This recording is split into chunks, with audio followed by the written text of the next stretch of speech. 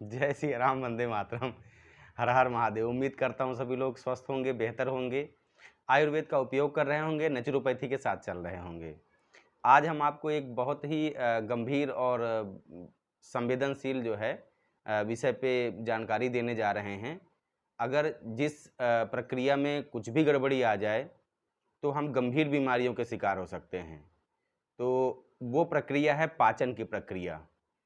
चूँकि पूरा शरीर, सारे अंग-उपांग, सारी कोशिकाएँ, सारी ग्रंथियाँ, सारा सिस्टम, सब कुछ उस हमारे भोजन पे ही डिपेंड करता है।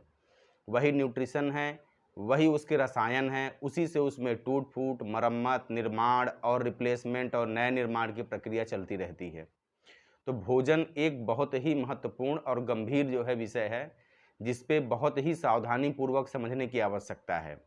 अगर हमारा भोजन सही ढंग से पाचन में ना जाए, अपच हो जाए और कब्जियत या उदर विकार से संबंधित बीमारियां हमें होने लगें, तो हम भिन्न-भिन्न प्रकार की बड़ी और छोटी बीमारियों के चपेट में बहुत आसानी से आ जाते हैं। अगर गंभीर बीमारियां हैं, तो उसमें कैंसर तक की बीमारी का सफ़र हम कर सकते हैं।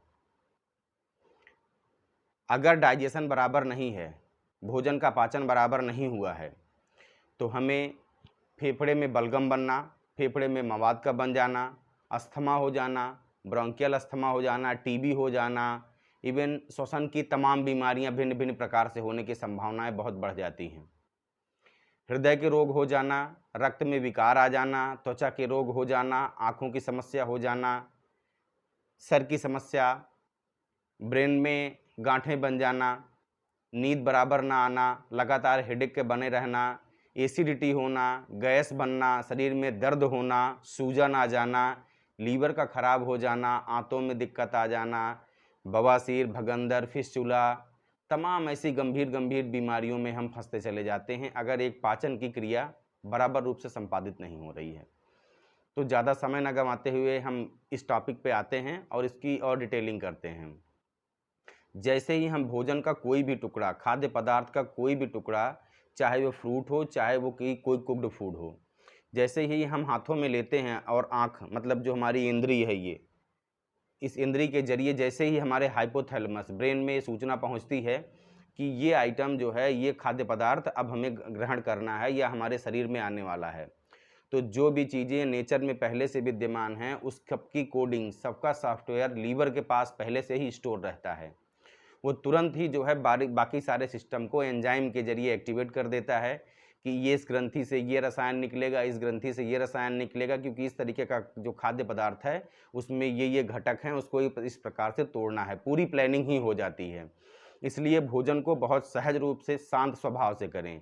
अपना ध्यान किसी और जगह न रखें कि टेलीविज़न, मोबाइल पे हम अपना ध्यान रखे हुए हैं और भोजन की तरफ हमारा ध्यान ही नहीं है, तो तात्कालिक रूप में भोजन अंदर पहुंचता है शरीर के अंदर और बराबर ढंग से पाचन में नहीं जा पाता है। दूसरी क्रिया किस पे ध्यान देनी है? भोजन का हर एक टुकड़ा, हर एक निवाला हमको कम से कम 24 बार जो है चबाना चाहिए। 24 बार एक बहुत महत्वपूर्ण श्रृंखला और बहुत महत्वपूर्ण संख्या है, जिससे हमारा भोजन पूरी तरीके से क्या होता है कि पेस्ट में बदल जाता है, मुँह में ही पेस्ट में बदल जाता है। जो हमारी सलेवरी ग्लैंड्स हैं, जो लाखों-लाखों की संख्या में हैं, ये क्या करती हैं कि इसमें जो बनने वाला क्षार पदार्थ है, इसमें जो हमारा लार बनता है, उस लार में एक मुख्य रसायन होता है, उसका नाम है टाइलिन। टाइलिन का मुख्य कार्य ये है कि हमारे भोजन में जो कार्बोहाइड्रेट है, क्योंकि हमारे भोजन में मुख्य क्या-क्या तत्व हैं? हमारे भोजन में लिपिड है, मतलब फैट है, और हमारे भोजन में क्या है? कार्बोहाइड्रेट है, और हमारे भोजन में क्या है? प्रोटीन है। ये 3 मुख्य घटक हमारे भोजन में उपलब्ध रहते हैं, जिनमें बहुत सारे रसायन जुड़े हुए होते हैं, जो भिन्न-भिन्न हमारे शरीर के बॉडी बिल्डिंग में, हमारे कोशिकाओं के, हमारे ऑर्गन के बिल्डिंग में और उनको स्वस्थ रखने में सहायक होते हैं। तो कार्बोहाइड्रेट का ज़्यादा से ज़्यादा पाचन हमारे मुँह में ही हो जाता है, और जो भी महानुभाव भोजन को बिना बराबर चबाए हुए खा जाते हैं, तो कार्बोहाइड्रेट मतलब उनके अंदर ऊर्जा की लगातार कमी होती चली जाती है। कार्बोहाइड्रेट ही ग्लूकोज में टूटता है, फ्रक्टोज में टूटता है, सुक्रोज में टूटता है, मैनोज में टूटता है और जा कर के शरीर में, कोशिकाओं में ये ऊर्जा के रूप में परिवर्तित हो जाता है। तो भोजन को बिना चबाए हुए ना निगलें। चबाने से एक तो जो है टाइलिन ज़्यादा बनेगा, लार ज़्यादा बनेगा और भोजन आसानी से पाचन की क्रिया में जाएगा और हमें पानी पीने की आवश्यकता नहीं पड़ेगी। उसके बाद जब भोजन हमारा आगे बढ़ता है तो गले से हमारी दो नलियां हैं जो आगे आकर के डिवाइड हो रही हैं। एक श्वसन नली है जिसको रेस्पिरेटरी ट्रैक बोलते हैं, दूसरा आहार नली है जिसको एसियोफेगस बोलते हैं। एसियोफेगस में जब भोजन आता है तो उसके पहले एसियोफेगस और आहार नली ये दोनों एक वाल्व से डिवाइड रहते हैं। जैसे जब हम सांस लेते हैं तो इपिग्लोटिस नामक एक जो है वाल्व है, इपिग्लोटिस क्या करता है, श्वसन नली को ढक लेता है और आहार को अंदर जाने देता है। और जब हम श्वास ले रहे हैं तो क्या है कि आहार नली को ढक लेता है और श्वास को अंदर जाने देता है। कभी कभी देखिए कि जब हम बातचीत करते रहते हैं या ध्यान नहीं देते हैं, इपिग्लोटिस किसी कारण से खुल गया तो होता क्या है कि हमारा भोजन श्वसन नली में आ जाता है। श्वसन नली में आता है तो तुरंत, चूंकि वो वहाँ से प्राणवायु चल रही है जो अगर 1 मिनट भी रुक जाए तो शायद जो है इस शरीर की सारी जो मेटाबॉलिक फंक्शंस चल रहे हैं, जो सारी क्रियाएं हैं वो बंद हो जाएंगी। तो हमारा फेफड़ा क्या करता है, फेफड़ा वायु को एकत्र करके और उसको बहुत तेजी के साथ छींक के माध्यम से बाहर निकाल देता है। अब इस प्रक्रिया के बाद जब हमारा भोजन इस आहार नली मतलब एसियोफेगस में बढ़ता है आगे, तो एसियोफेगस में क्या है कि एक जो है पेरिस्टोलिक मोशन, मतलब उसको दबा दबा करके नीचे की तरफ शिफ्ट कर दिया जाता है। इस प्रकार का मोशन ये चलता रहता है। जैसे ही हमारा एसियोफेगस के लास्ट एंड तक भोजन आता है तो यहाँ एक पाइलोरिक स्फिंक्टर वाल्व लगा हुआ है जो आमाशय से जोड़े हुए है, मतलब पेट से जोड़े हुए है। तो ये क्या करता है कि जब भोजन हमारा पाचन में रहता है, आमाशय में उसकी मिलावट चलती रहती है रसायनों की, तो होता क्या है कि भोजन हमारा ऊपर फिर से लौट के आहार नली में नहीं आता। कभी कभी देखिए वाल्व खुल जाता है तो जो अम्ल पेट में रहता है वो अम्ल हमारी आहार नली में आ जाता है, तो जलन होने लगती है, खट्टी ढकार आने लगती है और तमाम प्रकार की समस्याएं हम महसूस करने लगते हैं, उल्टी तक होने की नौबत आ जाती है। तो भोजन जब हमारा आमाशय में पेट में पहुंचता है तो पेट लौकी के आकार की एक संरचना है जो राइट हैंड साइड में इस तरीके से यहाँ पे विद्यमान है। लगभग 14 इंच लंबी, 4 इंच चौड़ी ये संरचना है। इसके प्रथम एंड पे यहाँ फंडस मतलब जैसे हम कुछ चीज़ें खा रहे हैं, अगर गैस का निर्माण हो जा रहा है, वायु विकार उत्पन्न हो जा रहा है तो फंडस फूल जाता है और जब वो वायु रिलीज हो जाती है तो फिर से फंडस सामान्य अवस्था में आ जाता है। सामान्यतः 300 ग्राम भोजन की कैपेसिटी होती है हमारे आमाशय में।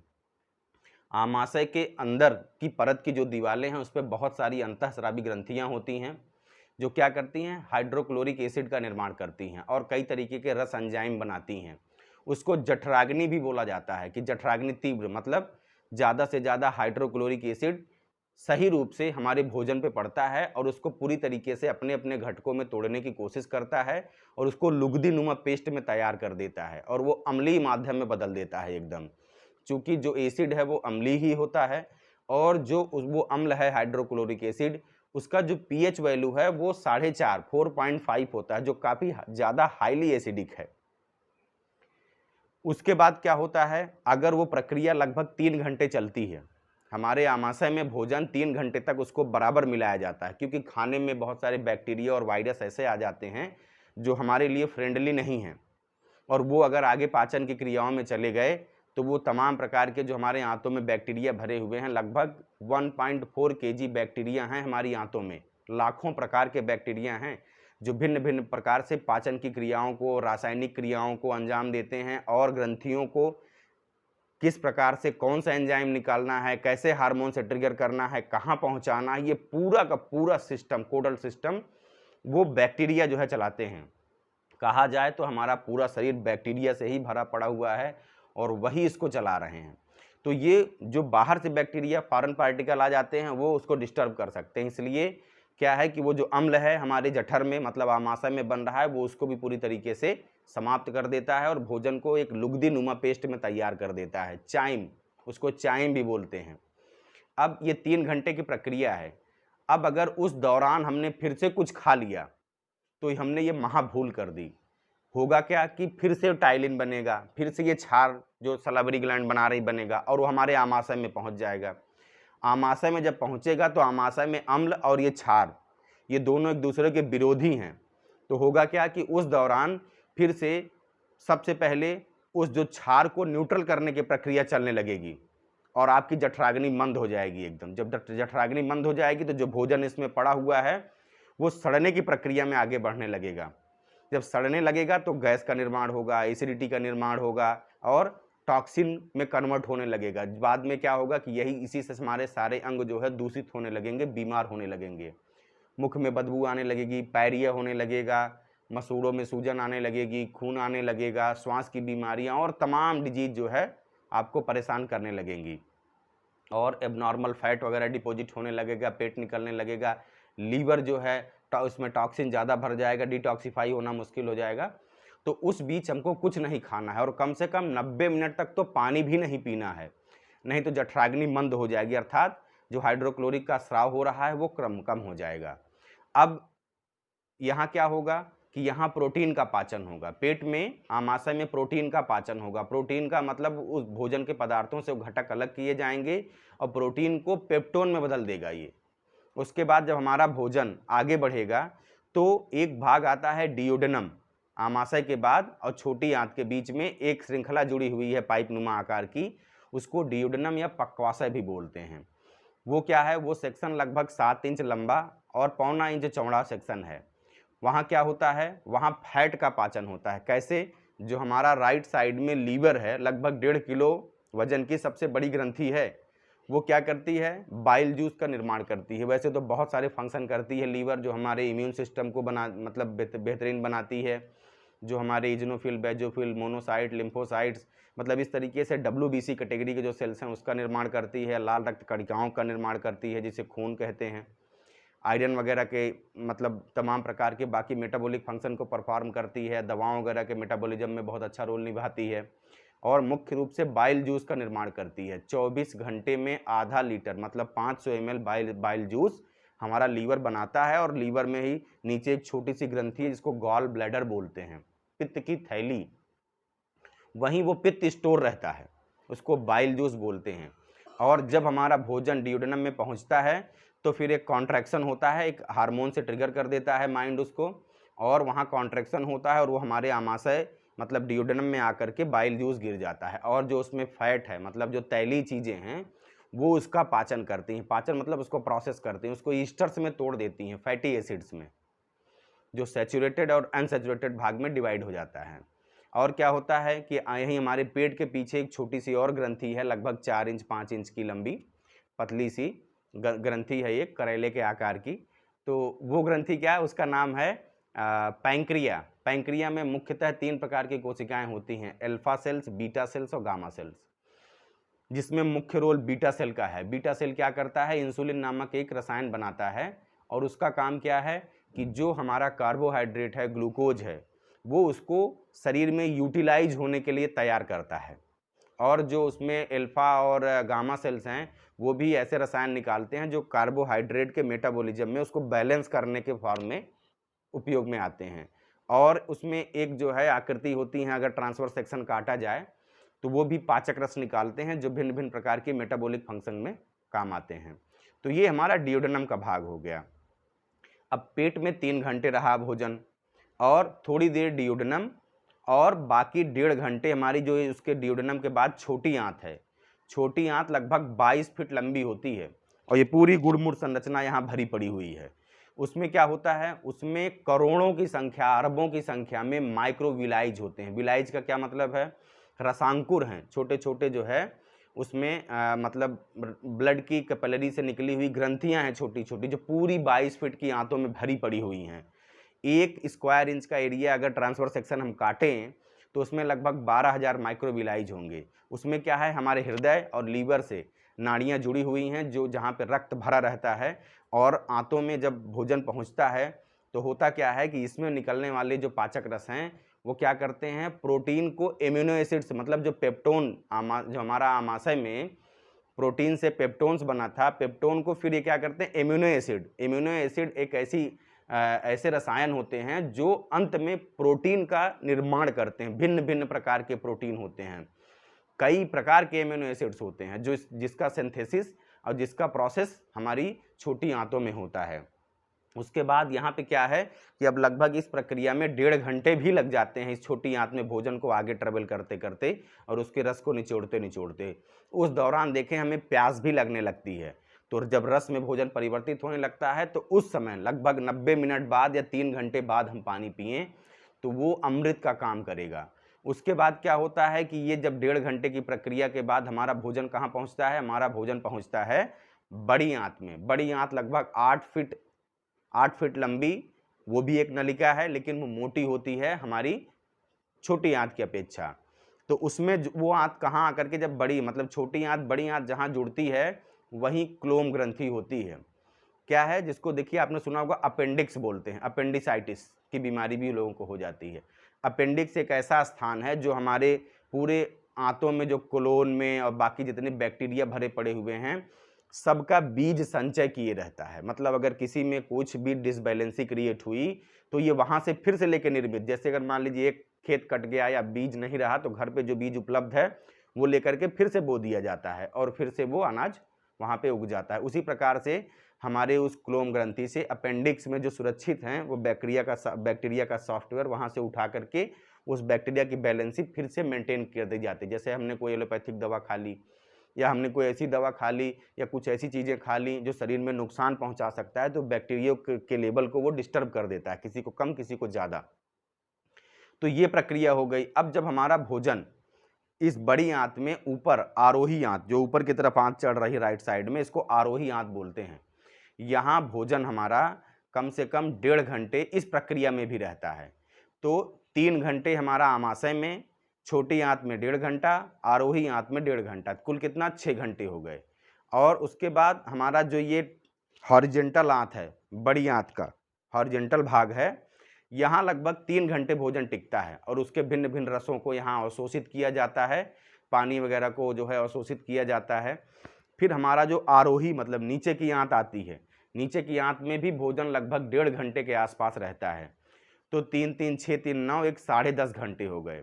तो इस 10.5 घंटे में सार किट्ट का विभाजन यहीं होता है। मतलब जो उसमें से जल का अवशोषण और जो उसका खोजड़ भाग बचता है वो भाग पूरी तरीके से यहाँ अलग हो जाता है और जाकर के हमारे रेक्टम में जाकर के लगभग 6 से 7 इंच का जो है एक भाग मतलब एक सेक्शन है, वहाँ पे जाकर के वो स्टोर हो जाता है।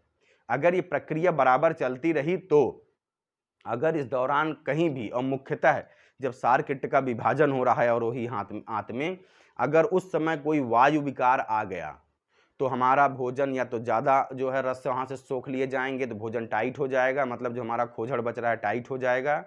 और उसके बाद खूनी बवासीर की शिकायत हो सकती है जब हम प्रेशर लगाएंगे स्टूल पास करने के लिए। और अगर बराबर वहाँ से रसायन का विभाजन नहीं हो पाया तो वो मल चिपक सकता है आंतों में और फिर उसके बाद हमको बादी बवासीर की शिकायत हो सकती है और पुराने से पुराना मल हमारी आंतों में भर सकता है और वो भोजन पूरी तरीके से इंडाइजेशन में जा सकता है और वही जो गंभीर बीमारियां हमने आपको बताई वहाँ तक की यात्रा हम कर सकते हैं। तो भोजन करते समय सचेत रहें, सजग रहें, एक निवाले को 24 बार चबाएं, कोशिश करें एक बार भोजन करें तो 3 घंटे तक दोबारा ना खाएं। और अगर आप अनकुक्ड फूड खा रहे हैं, सिर्फ सैलड या फ्रूट खा रहे हैं, तो आप 2 घंटे में रेडी हो जाता है, 2 घंटे में आमाशय हमारा खाली हो जाता है। खाना खाने के 48 मिनट पहले जो है आप पानी पिएं ताकि हमारा जो पानी है वो अवशोषित होकर के पेट खाली हो जाए और किडनी से छन के मूत्र मार्ग में बाहर मतलब मूत्रपिंड में शिफ्ट होकर बाहर निकल जाए। तो ये प्रक्रिया है मित्रों, कम से कम अपने मित्रों को, अपने घर परिवार सभी लोगों को ये इन्फॉर्मेशन शेयर करें, हमारे चैनल को सब्सक्राइब भी कर लें। ऐसी ही बहुत सारी और जानकारियाँ लीवर पे विशेष, हृदय पे विशेष, रक्त संचरण, श्वसन तंत्र सब पे हम आपको जानकारियाँ देने वाले हैं और बहुत ही इंटरेस्टिंग ढंग से। तो सब लोग स्वस्थ रहें, बेहतर रहें। जय सिया राम, वंदे मातरम। फिर मिलेंगे ऐसी किसी जानकारी को लेकर के।